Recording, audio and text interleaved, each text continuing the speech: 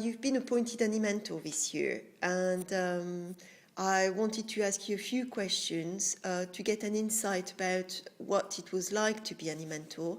And the first question I would like to ask you is, how did you hear about the scheme? I heard it from my tutors. Just asked in the class that who wanted to be an eMentor, join the scheme, and that's when I agreed that I wanted to be an eMentor. Initially, I see the posters that was all over the college, and it said about being an eMentor.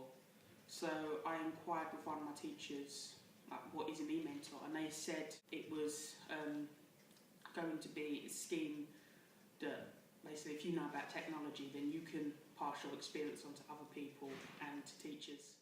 I heard it through a few friends and the email that was popped around the college email system.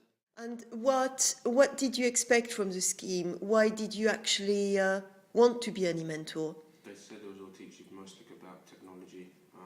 They said it would look good on your CV as well if you had it, but it would normally increase or expand your knowledge on the technology, and I said that if it was going to do that, then I would like to join and know what's it about.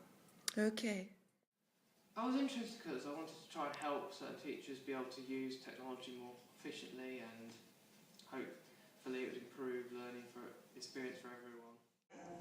It just sounded more interesting to do, and I thought I'd learn more about e-learning and the whole ILT factor and everything. I expected a lot of training to do with e-mentoring and like technical things to do with media, also with just general IT knowledge and stuff like that, and like how we would approach a student in teaching them how to learn, like how to do the things that we was taught how to do in the training. Did it meet your expectations? Yeah, it did. It helped me a lot in different things, how to help teachers with different programs, how to help myself to find information where I didn't know I could find information. It showed me some other ways of getting information. So yeah, it did help me in technology. What did you learn from being an eMentor? Being an eMentor, I learned a lot about software called iPadio. Instead of just writing notes down, I could just quickly record them and then go back to them later, and then I can make a proper note of them. Moodle and some MoLeNET features. One of them was Etherpad, which was like an online text document where everyone could just quickly type in what they wanted to, and it would be played back live. So you could use that in classrooms for quick brainstorms, just very quick, non-personal brainstorms. So that's one of them. YouTube. This is the first time I've ever uploaded videos on YouTube. I never knew how to do it. Yeah, I think Moodle was the most thing I've learned, and Smartboard and the PX software. Different applications like WildForm and WildImage. Being able to know all this new software and such, because I didn't know all of it when I first got a hold of it.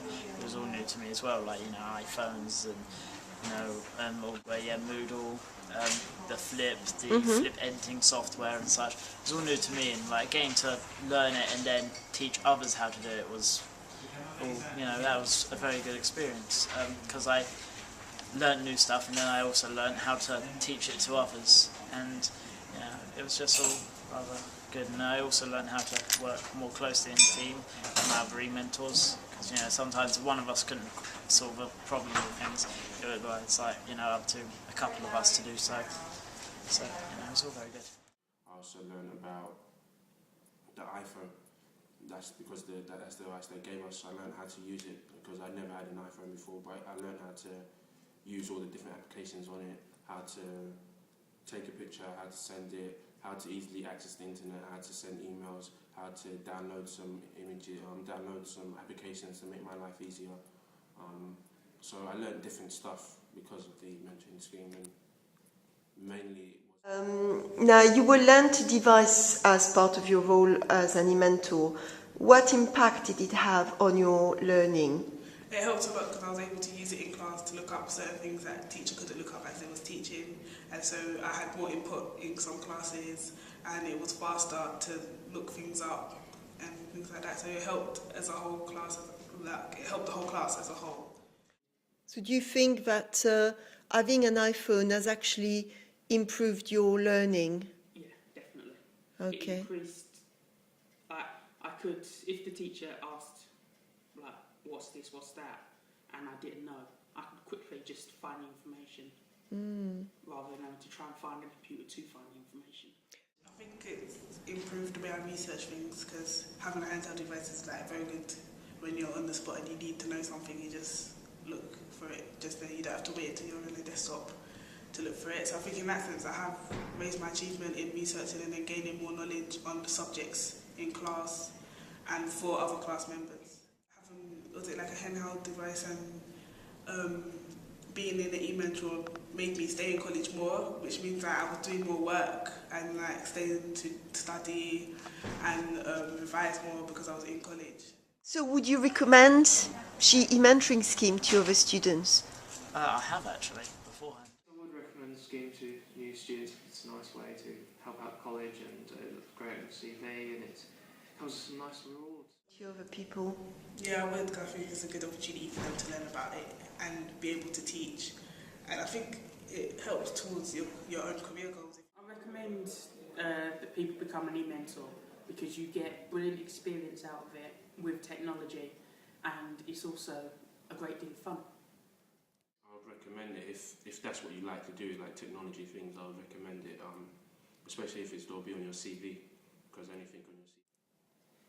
I recommend the e-mentoring scheme because of the brand new college, I think it would be great to accelerate our technology and become one of the most technological colleges, hopefully in London. What drawbacks are there to the scheme?